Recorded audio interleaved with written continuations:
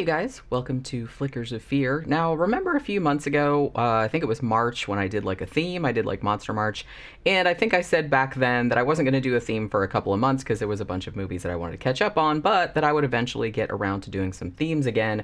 Well, that time has now arrived because now we're in July, and I've been wanting to, I was actually going to do this last month, but then I was like, well, it still works for this month too. So this month, we're going to do Giallo July. So we're going to do all the Flickers of Fear are going to be Giallo movies, ones that I haven't covered so far.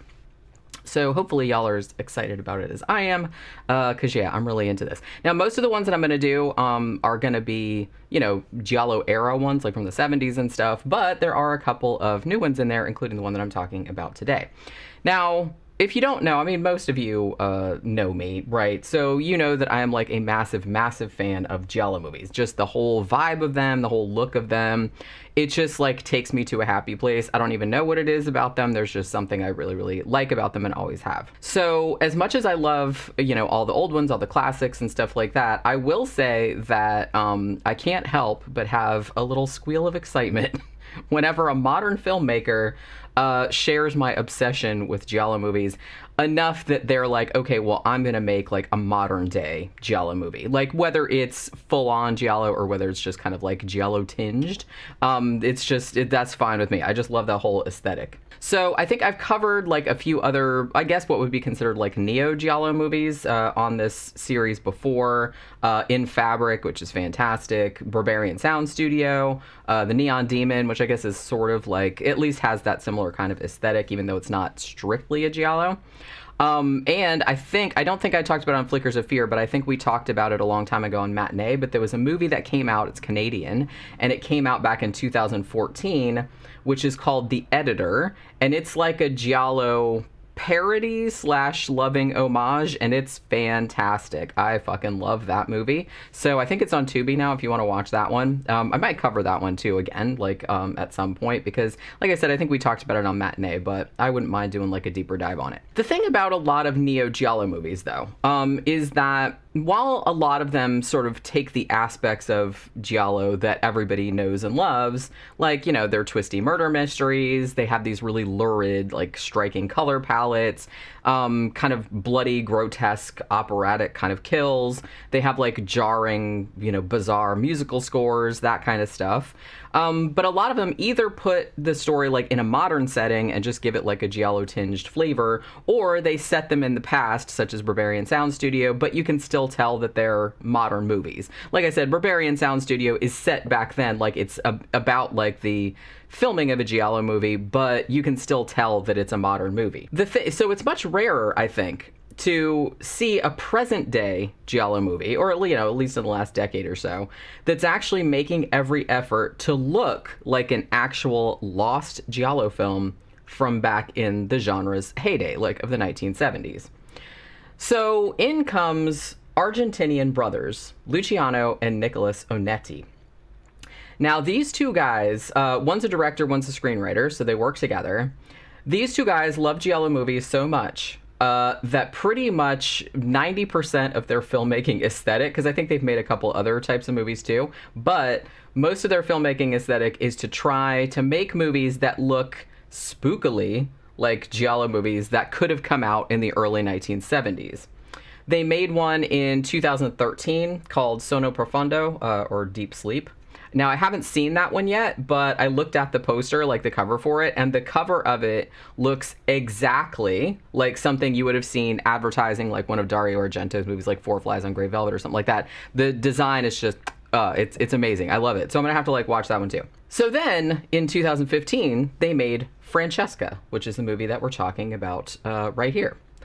This movie looks so much like a 70s era Giallo movie that it just delighted the shit out of me from the very first frame. Also, the poster art for this one is rad as hell. I totally want a print of that. I couldn't find one on Amazon. I'm sure somebody sells them because the poster art is just beautiful. I mean, it's amazing. Everything that, you know, is sort of like classic to the genre is here. There's the killer with the leather gloves on. super saturated colors and like all these kind of weird angles and stuff like that. These real queasy like close-ups of inanimate objects like doll heads and stuff like that. Big shiny knife blades and spikes and that kind of stuff. Whole thing about childhood trauma, like some stuff from childhood coming back to like haunt you nowadays. It even has like the same font like for the credits, like the opening credits, that a lot of the old Giallo movies used. I mean, it's spot on. Also, the bad out of sync like Italian dubbing, they did that too.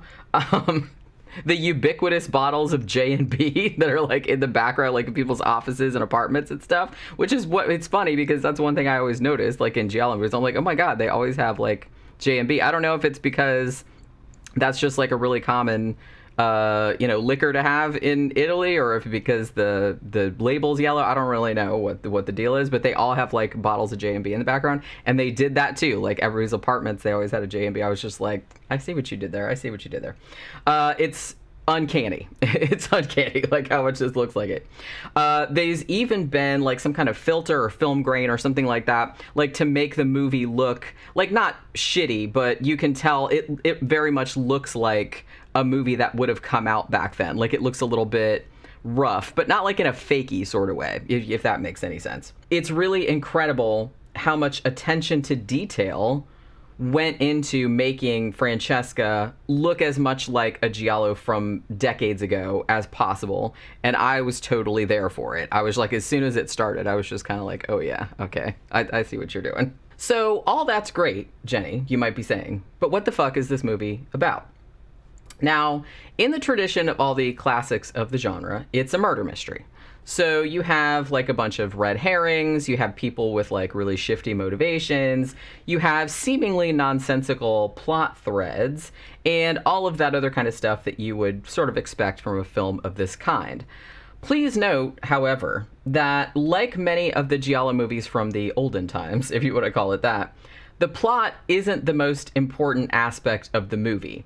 Don't get me wrong, there is one, like there is a plot, and it does make sense, like when the mystery is resolved. But on the whole, I would kind of advise, if you're going to watch this, go into it more as like a sensory experience, because the visuals are really gorgeous. It has like this really unsettling score and like really creepy like sound design, and just the overall like ambiance of it is just like so cool. But like I said, there is a mystery, there is a plot and stuff like that, so it's not like it's just completely plotless, but I don't think that that's really the main selling feature for it. Also note that there is some dialogue wherever necessary, but it's pretty sparse. You know what I mean? Like there'll be like several like long sequences where nobody talks, where it's just kind of like, you know what I mean? So there's that kind of stuff too.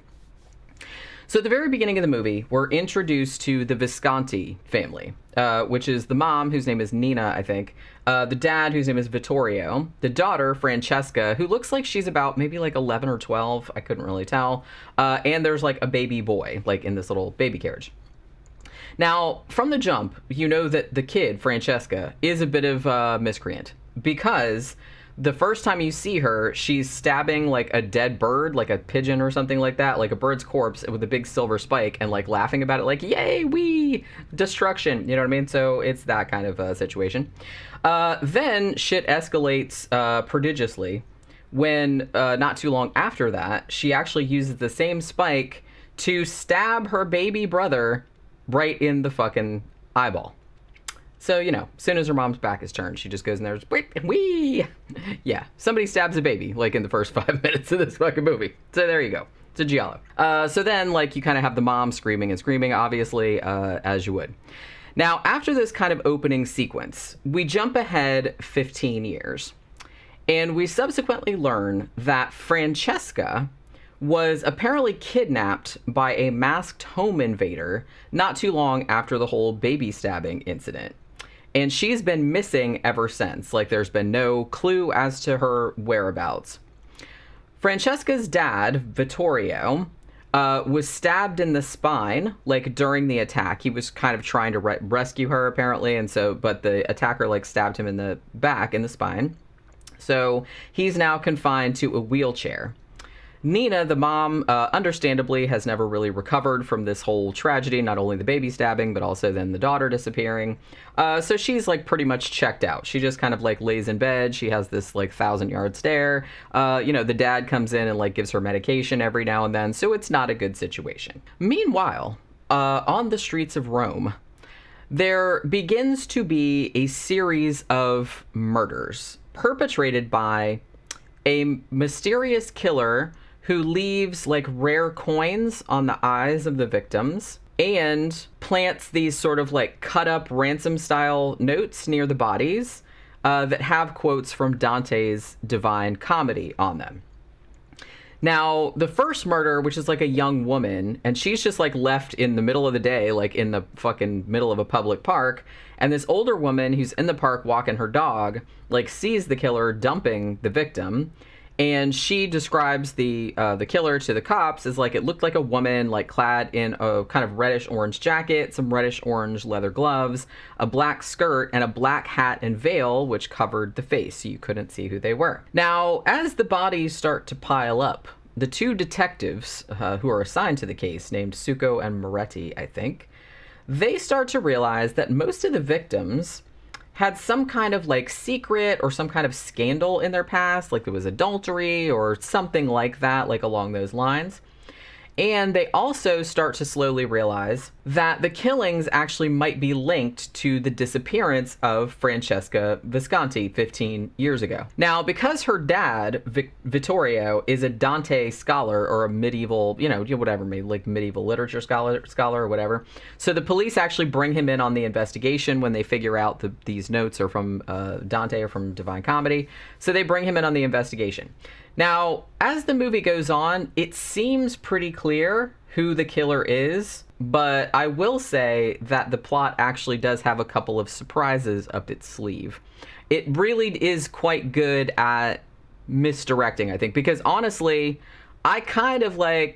I sort of figured it out, but not exactly. And like the twist at the end, I don't even know if I want to call it a twist necessarily, but when it happened at the end, I was just like, oh, okay, I didn't see that coming. So, maybe smarter people than me would, but I did not see it coming. So I was like, okay, I see what you did there. So, okay, that's good. Now, I also want to say too, that if you're going to watch it, like make sure that you watch until after the credits are over, because there's like a little like post-credit, like a little creepy kind of scene at the end, little bonus scene. So I'm going to say if you're into like the old school Giallo movies, you will probably love this and you will just like squee with delight. It'll be like, oh my God, like somebody made this like in 2015 and it looks just like an old movie from like 1972. It's amazing. I mean, it's an almost dead on recreation of just a classic movie from that time period. It's just like eerie, like how well they sort of like mocked it up. You know what I mean? It's crazy. I mean, just the artistry behind it, this whole like meticulous theming that they did, like everything that's in it, like all of the backgrounds, all the clothing, it's like everything like that is just like perfect. I mean, it's just the whole thing. The whole time I was just like in awe. I'm like, wow, that is such commitment. And I love that. Now, I will say, though, that for those that aren't really all that versed in the sort of visual or auditory language of the Giallo subgenre, then I don't know if you'll get as much out of it. Like it might kind of be a harder sell for somebody like that. If you're not really familiar with a lot of like Giallo type tropes, or if you haven't seen a bunch of other Giallo movies, you might not appreciate it as much, but I don't really know because I'm not coming at it from that place. So it's, what do I know? It's maybe people might still like it anyway, just for being like a weird ass, retro throwback kind of flick. And it's still a mystery, you know what I mean? And the mystery is decent and it's pretty well constructed, but I will say that like the look and feel of the movie is really where it shines, which like I said, I kind of feel like that's true of a lot of classic Giallos as well. But the whole vibe of it, it's just so like otherworldly, and it was like really dreamlike. It was almost like watching a movie almost from another dimension, kind of. It was just, you know what I mean? It's like really hard to like put my finger on, just like the whole vibe of it. But I got like really swept up in it, and it's just gorgeous looking. Like I said, this is one you really have to like sit and like watch it, because there is a mystery, there is exposition and stuff, but there's not a huge amount of dialogue, and a lot of it is conveyed through visuals, so you really do have to like pay attention.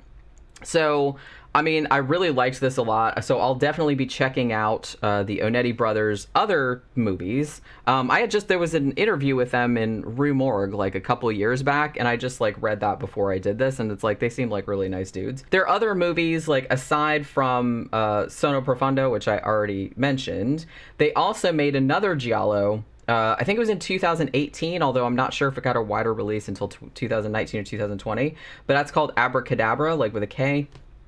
And they've also kind of like branched out, and they did in 2017 they made, I guess it was like a more traditional slasher, like a really gory slasher, that was called What the Waters Left Behind. So I might want to check that one out as well, because I've also heard that was really good.